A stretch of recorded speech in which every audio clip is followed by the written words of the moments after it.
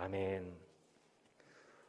성경 인물 중에서 이게 롯만큼 양면성을 가진 사람이 또 있을까 싶습니다. 아마 솔로몬하고 롯만큼 양극단적인, 양면적인 해석과 묵상이 가능한 인물이 아마 없을 것 같아요. 우리는 성경을 보면서 항상 사람에게는 양면적인 부분이 있다는 것에 대해서 인식을 해야 됩니다. 지나치게 자기의 신앙과 인격을 지나치게 미화하거나 신화하는 것도 우리는 경계해야 되고, 반대로 내 안에 계셔서 역사하시는 성령님의 역사를 우리가 과소평가하여 내 자신을 피하여서도 안 되겠지요. 창세기 18장에 보면 아브라함이 천사를 맞이한 곳은 바로 그의 장막 앞에 서 있습니다. 유목민으로서 장막을 치고 살던 중에 아브라함에게 두 천사가 찾아온 것을 아브라함이 보고 환대하였지요. 오늘 읽지 아니한 창세기 19장 1절에 보면 롯이 두 천사를 맞이한 장소가 나옵니다. 1절에 읽지 않았지만 1절 한번 보시겠습니까? 저녁 때에 그 두 천사가 소돔에 이르니 마침 롯이 소돔 어디 있었어요? 어디 있었어요? 성문에 앉아 있다가 두 천사를 만났어요. 여러분, 롯이 성문 위에 앉아 있었던 것이 뭘 의미할까요? 둘 중에 하나예요. 당시 성문에 앉아 있었다는 것은 한마디로 롯이 소돔에서 끝발 날리는 사람이었다는 거예요. 첫 번째 가능성은 롯의 사법적인 권한을 가지고 있는 법정인 지도자, 혹은 사업가로서 성공했으니 경제 유지로서 그 사회에 지명도가 있었던 사람, 이 정도로 저희가 유추해 볼 수가 있습니다. 여러분, 롯의 과거를 한번 역추적해 볼까요? 창세기 13장 기억하시나요? 아브라함의 목자와 롯의 목자 사이에 다툼이 일어났을 때에 아브라함이 양보했고, 이쪽에 요단 온들을 바라보니 물이 넉넉하였습니다. 롯이 그 땅을 선택했는데 알고 봤더니 그 땅은 소돔과 고모라 근처였었죠. 물이 넉넉한 땅을 유목민으로서 얻었으니 얼마나 롯의 산업이 부흥했겠습니까? 아마 롯이 로또 맞았을 거예요. 아마 대박 났을 거예요. 그래서 엄청난 재산을 축적하게 되었을 거고, 그것을 가지고 또 소돔 땅에 들어가 살았으니 이 외지인에 대해서 워낙에 박해하는 외부인에 대해서는 박해하는 마음이 많았던 소돔과 고모라 사람들도 롯의 영향력을 인정했던 것 같아요. 그러니까 외지인이었던 롯이 소돔과 고모라에서 성문 위에 앉아 그 사람들을 다스릴 정도가 되었으니 그가 얼마나 큰 성공을 한 사람이었겠습니까? 아마 오늘날치 하면 자수성가한 사람, 미국에 가서 이렇게 대박난 사람, 사업가, 정치인, 이 정도 되겠죠? 2주 전에 저희가 소돔의 죄악이 무엇인지 다뤘습니다. 이곳 사람들은요, 그 풍부함 속에서, 자신이 누리는 풍부한 삶 속에서 가난한 자들을 외면하고 자신보다 약한 사람들에 대해서 갑질하는 사람들, 폭력을 휘두르는 자들, 그 모임이 바로 소돔과 고모라였습니다. 그것이 그 문화였죠. 그런데 롯은 자신의 도시에 찾아온 두 천사에 대해서 어떻게 대했냐면 그 두 천사를 환대해 줍니다.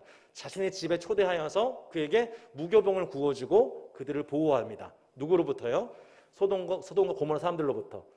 소돔과 고모라 사람들이 그들을 상관하려고 하자, 성적으로 폭행하려고 하자 그들을 보호해주고 심지어 자신의 두 딸을 내어주고서라도 그들을 보호하려고 했던 모습이 오늘 읽지 않은 창세기 19장 1절로 11절 말씀에 나오고 있는 것이죠. 요약입니다.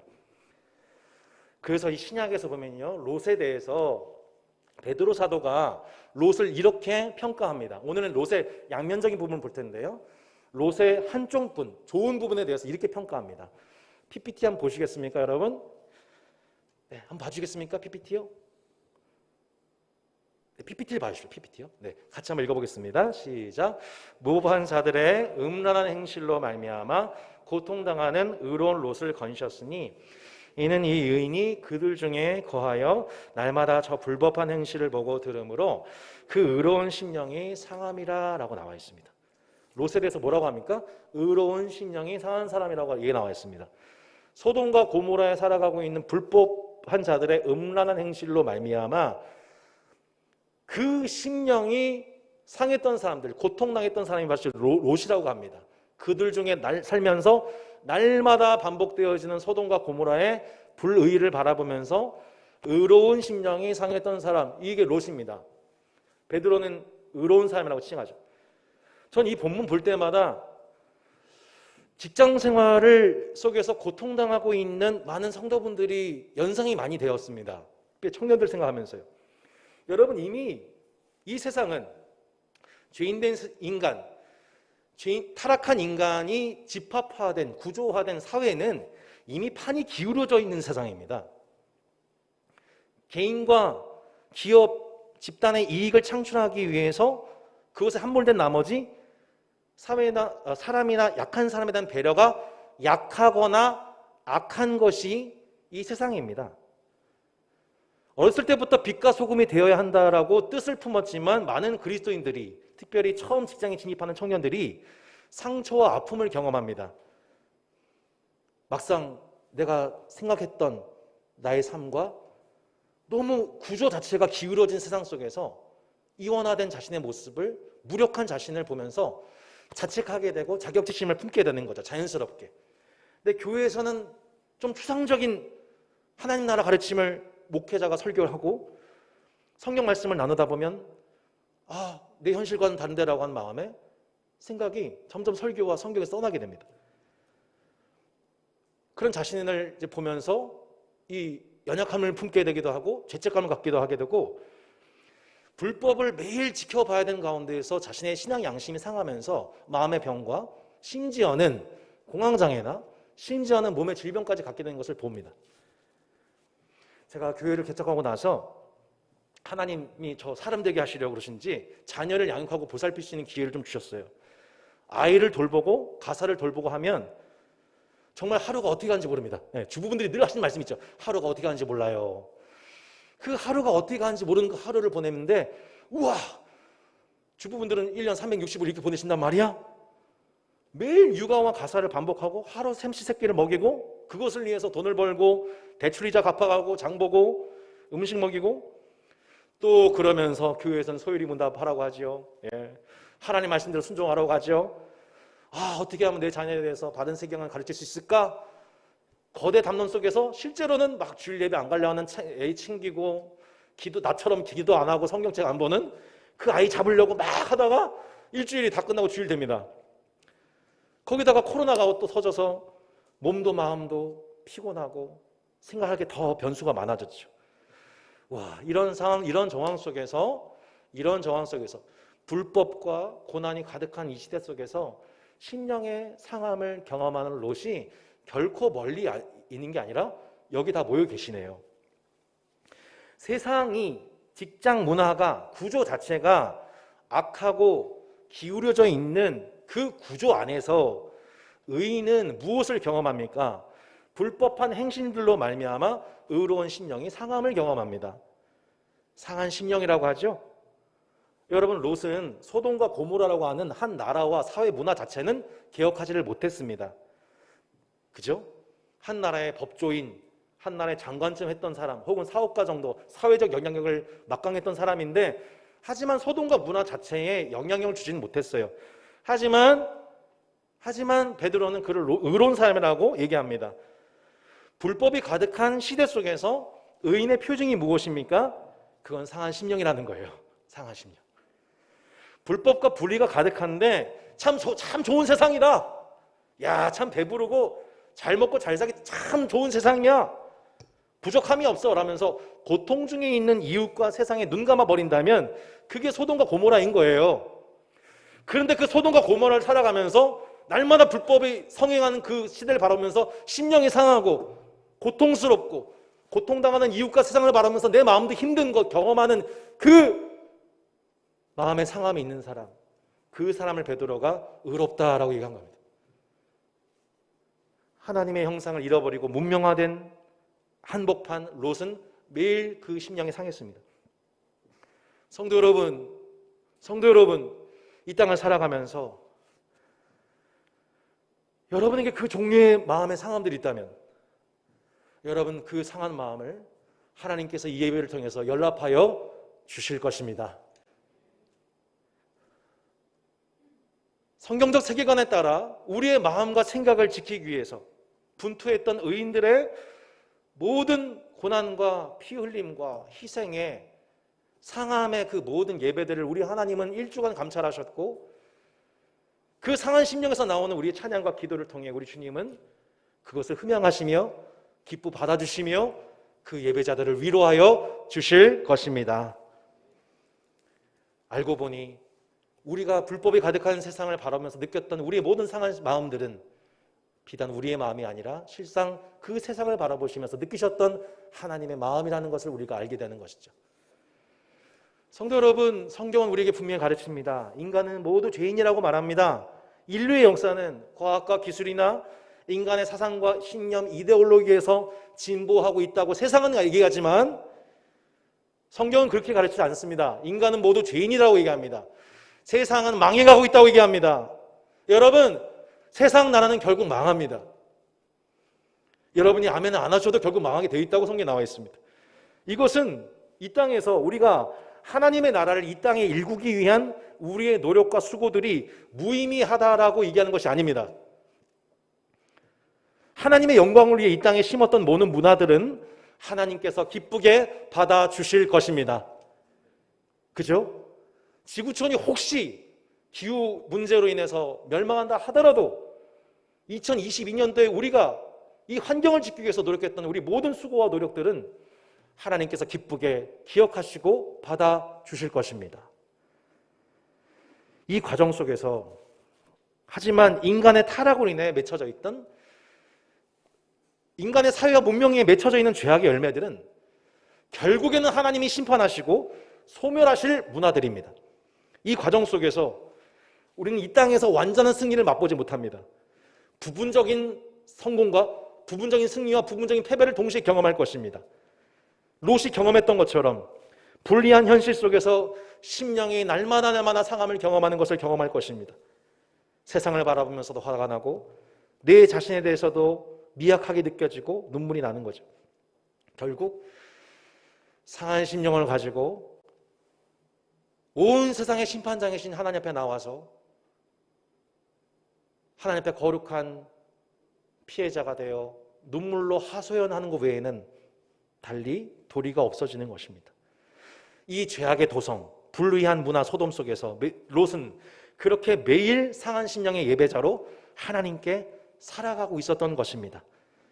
개인의 배부름에 만족하면서 이웃의 고통을 외면하는 소돔, 이 불법의 구조 속에서 상한 마음과 흘린 모든 눈물들을 하나님께서 받아주셨고, 또한 오늘 이 소돔과 고모라 같은 이 시대 속에서 그렇게 심령의 상함을 경험하는 모든 성도들을 하나님께서는 불러 이 자리에 모으셨고 그들의 예배를 하나님은 기뻐 받아 주시는 것입니다.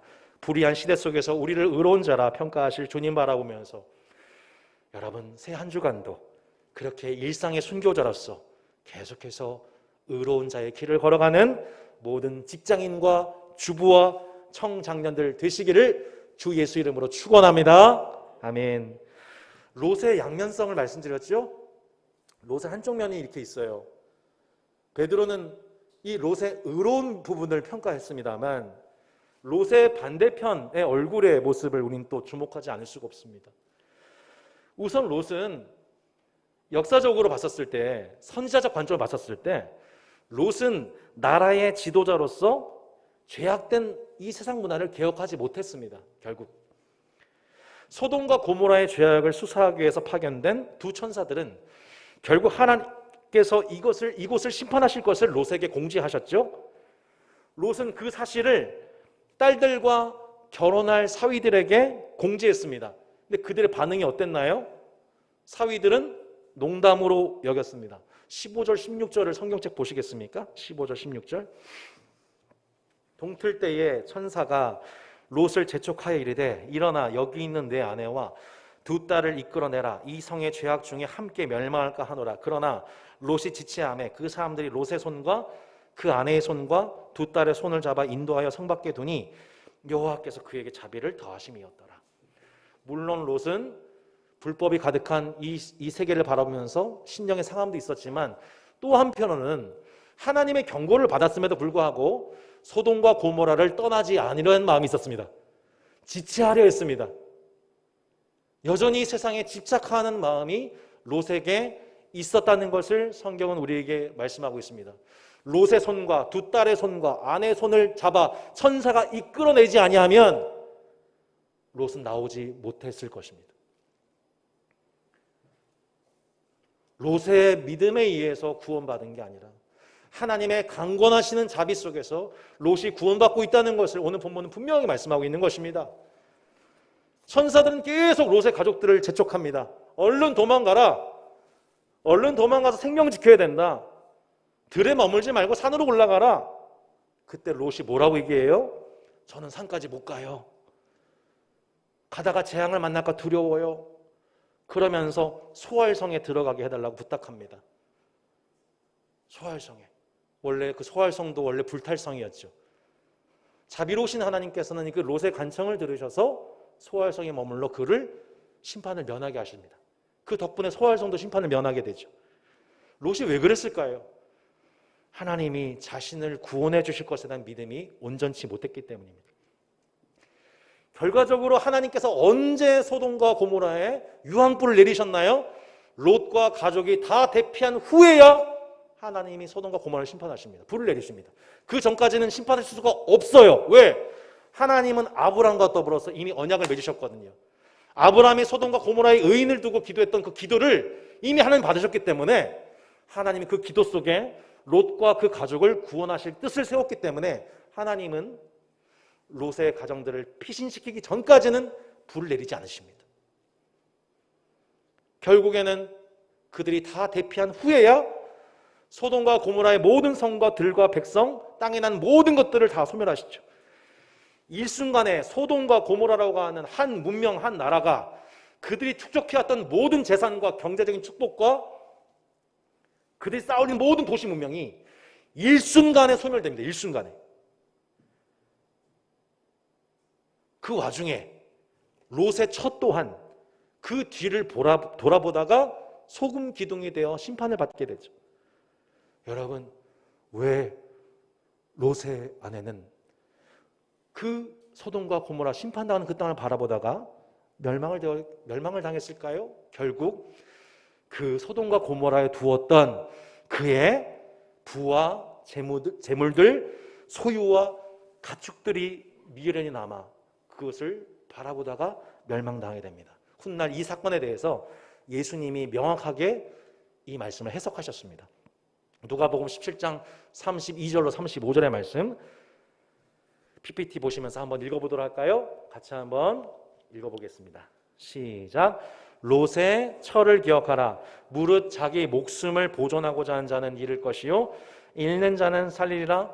나는 너에게 이르노니 그 밤에 둘이 한 자리에 누워 있음에 하나는 데려감을 얻고 하나는 버려둠을 당할 것이요 두 여자가 함께 맷돌을 갈고 있음에 하나는 데려감을 얻고 하나는 버려둠을 당할 것이니라. 그 두 사람 누굽니까? 롯과 롯의 처입니다. 한 사람은 데려감을 얻고 한 사람은 버려두게 되죠. 여러분, 왜 롯의 처가 그렇게 버림받게 되었습니까? 자기 목숨을 보존하고자 하다가 목숨을 잃어버립니다. 그에게 자기 목숨은 그의 소유였습니다. 자기 목숨처럼 소유를 소중히 여긴 그 결과 롯의 처는 결국 목숨을 잃습니다. 그녀는 분명 롯을 통해 천사들을 통해 구원받는 길을 제시받았지요. 구원의 길로 가고 있었지요. 천사들이 이 롯의 처를 손 붙잡고 끄집어 나왔습니다. 거의 구원받았었습니다. 하지만 결정적 순간 그는 자기 목숨처럼 여기던 소유물들 이것에 대한 집착을 이기지 못하고 그만 소돔과 한 운명에 대해 심판당하게 됩니다. 유황과 불이 내리는 와중에 그의 온 몸이 소금 기둥이 되어버린 것입니다. 여러분, 반면 롯은 결국 자신의 모든 재물을 소돔과 고모라와 함께 잃어버렸지만 그의 목숨은 구원을 받았습니다. 그가 지난날 삼촌 아브람과의 관계를 끊어서라도 얻고자 했던 그 재물에 대한 모든 욕망들, 소돔에서 살아가면서 얻었던 사회적 지위와 모든 인맥들, 명예, 그 모든 것들이 유황불과 함께 순식간에 다 타버렸습니다. 여러분이 지금 마음에 쌓고 있는 그 모든 것들은 무엇입니까? 여러분은 나중에 불탈 것들을 소망하고 계십니까? 아니면 내가 다른 것은 잊어버려도 하나님께 구원받는 그 길을 걷기를 원하십니까? 아무것도 남지 않았습니다. 정혼했던 사위들도 심지어 그의 아내도 다 심판받게 됩니다. 이 본문을 보면서 제가 아차 싶은 게 있습니다. 내가 목사인데 우리 아이들 다 유아 세례 받았는데 교회를 주일학교, 따스한 교회 주일학교 다니고 있는데 다 구원받을 것이라고 하는 착각입니다. 여러분, 우리도 롯의 처와 같이 스스로의 목숨을 구하는 자는 결국 잃게 될 것입니다. 오히려 그 모든 것을 잃는 자는 구원을 받게 되는 선명한 그림을 보게 됩니다. 그것이 소유든 명예든 지위든 결국에는 모두 다 불타고 사라질 것들입니다. 그 불타고 사라질 것들에 집착한 자들은 구원의 길을 제시를 받았고 기회가 주어졌고 은혜를 체험했어도 결국엔 막판엔 거절할 가능성이 생기는 것입니다. 소돔과 고모라를 보십시오. 하나님의 심판은 불현듯 임했습니다. 예수님도 말씀하셨죠? 그 밤에 한 자리에 누워 있는데 하나는 데려감을 받고 하나는 버려둠을 당한다고 합니다. 두 여자가 함께 벽돌을 갈고 있는데 하나는 데려감을 얻고 하나는 버려둠을 당한답니다. 우리는 스스로 구원받은 신자이니 이미 티켓팅 되었으니 비행기 탈 때까지 그냥 공항에서 놀면 되는 것처럼 생각합니다만 이것은 롯의 처와 다를 바 없는 생각입니다. 성도 여러분, 우리의 구원은 절대 우리의 행위와 공로에 있지 않다는 것을 오늘 본문이 선명하게 말씀하고 있습니다. 롯 또한 어땠어요? 지체했어요. 소돔을 안 떠나려고 했어요. 롯도요 안 떠나려고 했다니까요. 소돔을. 믿음이 없어서 소활성으로 들어갔던 겁니다. 게다가 가족들에게 얼마나 영적인 권위가 없었는지 사위들은 비웃었고 아내는 뒤돌아보았습니다. 여러분, 롯이 그 스스로의 의로움으로 구원을 받은 게 아닙니다. 그럼에도 불구하고 롯이 그 심판당하지 않고 구원받은 이유가 무엇입니까? 오늘 본문의 결론을 창세기가 이렇게 말씀합니다. 창세기 19장 29절에서 오늘 본문의 결론을 말씀하고 있습니다. 같이 한번 읽어보도록 하겠습니다. 시작. 하나님이 그 지역의 성을 멸하실 때, 곧 롯이 거주하는 성을 엎으실 때 하나님이 아브라함을 생각하사 롯을 그 엎으신 중에 내보내셨더라. 아멘. 롯이 구원받은 이유는 롯의 의로움이나 롯의 행위가 아니고 아브라함. 하나님이 아브라함과 더불어 맺으신 언약과 창세기 18장에서 아브라함이 하나님 앞에 나와서 하나님, 의인 열망이 있으시면 그들을 함께 심판하시겠습니까? 기도할 때에 하나님께 올려드렸던 롯과 그 가족에 대한 기억, 그 기도에 대한 응답으로서 하나님은 심판의 순간 아브라함을 기억하셔서 롯을 구원했다고 말씀하고 있습니다. 여러분, 이것이 오늘 본문에서 선명하게 드러나고 있는 복음입니다. 물론 우리가 이 땅에서 예수 그리스도를 믿는 의의 후자로서 이 불의한 세상을 살아가면서 우리가 심령이 상하는 것, 삶을 살아가는 것 물론 너무너무 귀합니다. 하지만 최종적으로 오게 될 하나님의 심판 가운데에서 이 심판받을 세상으로부터 우리가 구원받을 수 있는 이유는 우리 자신의 믿음이나 행위 때문이 아닙니다. 우리는 여전히 소돔과 고모라에 머무르고 싶고 하나님 말씀하신 데도 불구하고 여전히 지체하고 있는 롯과도 같이 때로 하나님 말씀에 반응하지 못하고 다시 세상을 붙들고 다시 소돔화되고 고모라화 되어가는 우리 자신의 썩어질 육신의 모습을 얼마나 자주 보게 되는지 모릅니다. 그럼에도 불구하고 우리가 최종적으로 구원을 받을 수 있다면 그것은 우리의 어떠함이 아니라 하나님이 심판 중에 아브라함을 생각하셔서 롯을 구원하신 것 같이 우리의 죄악을 담당하시고 우리를 구원하시기 위해서 십자가에 매달려 죽으시고 부활하신 예수 그리스도께서 우리를 걸고 자신의 생명을 걸고 우리를 놓고 하나님께 기도하시고 우리와 함께 더불어 영원한 언약을 우리에게 선물하셨기에 우리 하나님은 예수 그리스도를 생각하셔서 우리를 구원하실 것입니다. 할렐루야. 우리 하나님은 예수 그리스도를 통하여 우리를 구원하실 것입니다. 그분과 맺으신 피의 생명의 언약을 생각하셔서 이러한 세상에 주저하는 롯과 같은 우리의 삶을 끝까지 심판당하지 않고 최종 구원받는 길로 성도를 한 사람 한 사람 명확하게 신실하게 정확하게 하나님의 때에 구원하여 주시는 것입니다. 지난 금요일에 기도회가 끝나고 갑자기 연락을 받게 됐습니다. 저희 아내의 외할머니께서 이제 95세이신데요. 위독하시다는 연락을 받았습니다. 1928년생이십니다. 일제 강점기 때부터. 결혼 후에 이제 신실한 권사님으로서 한평생 섬기시고 95세에 이제 좀 있으면 운명하시겠다는 연락을 받고서 급히 충남으로 내려가게 되었습니다. 새벽 3시에 이제 임종 예배를 드립니다. 제가 지난주에 부활의 증언자가 되자라고 큰 소리 뻥 쳐놓고 한 명한테도 증언 안 하다가 하나님이 강건적으로 불러다가 그 외가댁 할머니의 6 남은 자녀들 앞에서 예수님의 부활체는 진리입니다. 지금 이 누워 계시는 우리 권사님은 곧 부활하실 것입니다.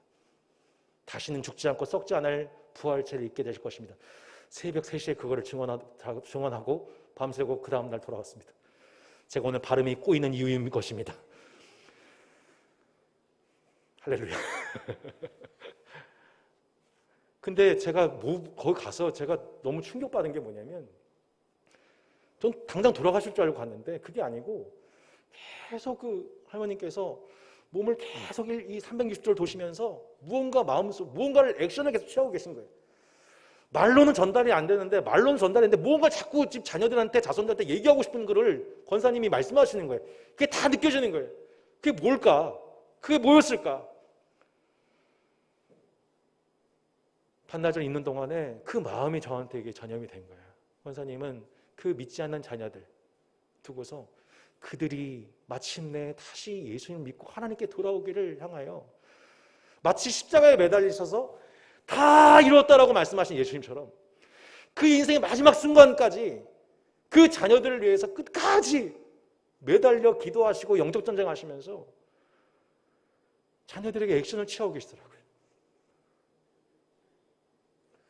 성도 여러분, 아브라함을 생각해서 롯을 구원하신 그 하나님 이야기가 멀리 있는 것이 아니고 사실은 이 문명을 살아가면서 이 시대 곳곳에서 하나님께서 그 아브라함의 그 기도를 통하여서 사실 겉의 모습 보면 다 심판당할 운명인데 한 사람은 내버려 당하게 되고 한 사람은 데려가시는 그 은혜가 누구에게 임하는 것입니까? 하나님 앞에 기도하며 그 영혼의 구원을 위해서 기도했던 그 사람의 기도를 들으셔서 아브라함을 생각하사 롯을 구원하신 것 같이 여러분 저희들이 아브라함처럼 기도하며 나아갈 때에 하나님은 신실하게 가장 적재적소의 하나님의 때에 그게 새벽 3시든 언제이든 이 복음을 증거케 하심으로 구원받게 하신 역사가 여러분 지금도 하나님 나라는 전파되고 있는 것입니다. 성도 여러분 어느 자리에 서시겠습니까? 어느 자리에 서시겠습니까? 물론 롯과 같이 이 불법한 시대 속에서 우리의 상한 심령의 예배를 드리는 것 또한 하나님께서 기쁘게 받으시는 부분이지만 여러분 다산다산한 게 모든 성도분들에게 권면드리는 바는 우리 또한 아브라함을 생각하사 멸망 중에 롯과 그 가족을 구원하신 것 같이 그들이 왜 구원받는지 그들이 왜 예수 믿게 되는지 그들은 알지 못하지만 그들을 위해서 눈물로 기도하고 예수님처럼 다 이뤘다 나의 생명이 닿기까지 그들의 구원을 위해서 일하셨던 그 권사님처럼 여러분 우리도 우리의 삶의 자리에서 아브라함과 같은 그 기도의 싸움을 끝까지 감당하시는 사랑하는 다산다산계 모든 성도들 되어주시기를 주 예수 이름으로 부탁합니다. 아멘. 우리 함께